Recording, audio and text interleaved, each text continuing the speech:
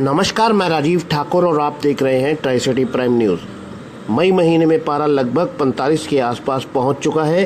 गर्मी से लोग बेहाल हैं। मौसम विभाग के अनुसार आने वाले दिनों में भी गर्मी से राहत का कोई असर नहीं है। उत्तर भारत को हीट वेव ने अपनी चपेट में ले रखा है। ऐसे में भीषण गर्मी से आमजन को बचाव के लिए जिला पंचकुला के सीएमओ डॉक्टर मुक्ता कुमार द्वारा स्वास्थ्य सलाह दी गई कि लोग इन दिनों क्या करें, क्या खाएं और कैसे अपना गर्मी से बचाव करें। उन्होंने लोगों को ग्लोबल वार्मिंग से बचने के लिए छायादार पेड़ लगाने की भी सलाह दी। देखिए पंचकुला से पत्रकार राजीव ठाकुर की ये खास रिपोर्ट। मैम, हीट वेव इस समय पूरी चरम पर है और पारा जो है लगभग 45 पे पहुंचने वाला है और इस समय आम लोग के लिए क्या सावधानियां बरतनी चाहिए? देखिए, बिल्कुल टेम्परेचर धीरे धीरे दिन का बहुत राइज़ कर रहा है और ऐसे में लोगों को मेरी यही हिदायतें हैं कि आप तेज़ धूप में बेवजह ना निकलें, घर के अंदर रहें, छत के नीचे रहें, पंखा चला के, कूलर चला के रहें और बार बार पानी पीते रहें, क्योंकि हीट में सबसे ज़्यादा रिस्क डिहाइड्रेशन का होता है। तो बहुत समय समय पे और बार बार पानी रेगुलर पिए। कोई नींबू पानी, शिकंजी, नारियल पानी अगर आप ले सकते हैं तो और अच्छा रहेगा। और जो है बेवजह जो है कहीं बाहर धूप में ना निकलें, क्योंकि अगर धूप में निकलते हैं तो उसमें हीट स्ट्रोक का खतरा होता है। हीट स्ट्रोक में सडन हाइपोटेंशन हो जाता है और उस समय बीपी कम होने से मरीज को ज़्यादा दिक्कत आ सकती है। तो इस चीज़ का आप ध्यान रखें अपने वर्क प्लेस और अपने काम की जगह। अगर आपका वर्क का टाइम शिफ्ट हो सकता है तो उसको अर्ली मॉर्निंग से 12 बजे के पहले तक ख़त्म करके फिर इवनिंग में शिफ्ट कर लें। शॉपकीपर्स के लिए भी ये हो सकता है एक प्रोविज़न कि आप थोड़ा मॉर्निंग और इवनिंग के टाइम को ध्यान में ला सकते हैं, जिससे कि धूप में लोग भी बाहर ना निकलें। अब तक हीट स्ट्रोक के कितने केसेस आ चुके हैं पंचकुला में? अभी तक हमारे पास हीट स्ट्रोक का एक भी केस नहीं आया। हमारी डेली रिपोर्टिंग होती है, एक सरकार का, गवर्नमेंट ऑफ इंडिया का पोर्टल है IHIP पोर्टल, जिसमें मेरे सारी फील्ड की फैसिलिटीज़, अगर कोई भी केस आएगा हीट से गंभीर तरह से बीमार, तो वो रिपोर्ट होगा। तो वो इस तरह का कोई भी केस अभी तक हमारे पास मैं इस समय बात करें, अगर जैसे हीट का समय है, इसमें किस तरह की बीमारियां सामने आती हैं अधिकतर? देखिए, हीट में सबसे ज़्यादा डिहाइड्रेशन का रिस्क रहता है। दूसरा रिस्क हाइपर पायरेक्सिया का रहता है कि बॉडी का टेम्परेचर सडनली राइज कर जाता है, वो टेम्परेचर की वजह से, जो एनवायरमेंटल टेम्परेचर है। उसमें सबसे ज़्यादा रिस्क जो बच्चे हैं, न्यूबॉर्न हैं और जो वृद्ध हैं, उनको सबसे ज़्यादा रिस्क रहता है। तो एक्सट्रीम ऑफ एजेस, उनको ज़्यादा ध्यान रखने की ज़रूरत है।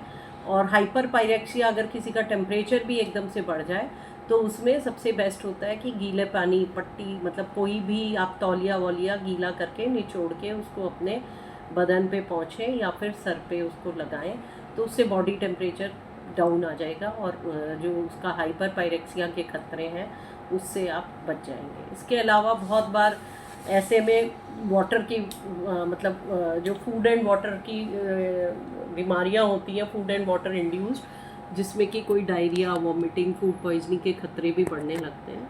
तो उसमें भी ध्यान रखें कि जी जो पानी पी रहे हैं वो साफ़ हो, कहीं गंदी जगह से पानी ना पिए और अपना पानी अगर आप बाहर जा रहे हैं तो अपने साथ कैरी करें। सर ढक कर जाएं, अगर बाहर जा रहे हैं तो छाता लेकर या सर ढक कर जाएं, और सर भी अगर आप गीले कपड़े से ढक के जा सकते हैं तो वो ज़्यादा बेहतर होगा। मैम, जैसे डायरिया के केसेस आते हैं, स्वास्थ्य विभाग की क्या तैयारी होती है इसके लिए? डायरिया के लिए हम लोगों का, देखिए ऐसे तो हमारे पास इमरजेंसी तो हमेशा ही तैयार रहती है। हम सारे पेशेंट्स ट्रीट करते हैं, उसमें चाहे किसी भी एज के हों, बच्चे हों, बूढ़े हों, जवान हो, कोई भी हो।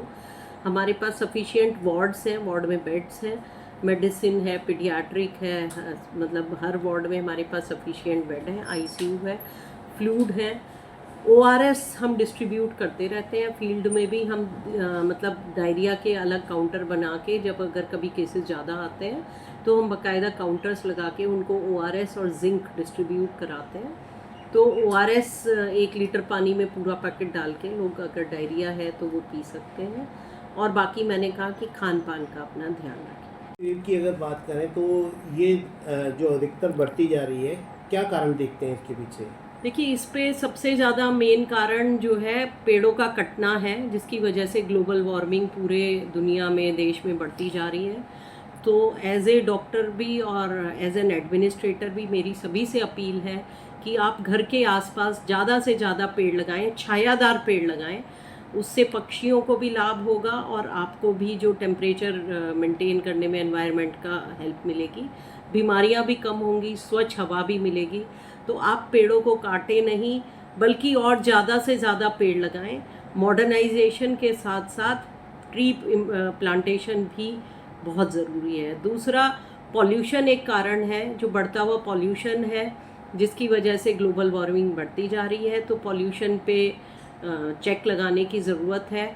इलेक्ट्रिक व्हीकल्स, ग्रीन व्हीकल्स जो वो हैं, उनको ज़्यादा से ज़्यादा इस्तेमाल करें। जो भी पॉल्यूशन क्रिएटिंग इंडस्ट्रीज़ हैं, वो अपना ध्यान दें कि जी उनका एग्जॉस्ट और वो प्रॉपर फंक्शनिंग हो। जो उनका आगे कोई भी स्मोक या वो निकलता है धुआं, उस पर ध्यान दें। तो इस तरह की एक्टिविटीज़ पे हमें कंट्रोल करने की ज़रूरत है।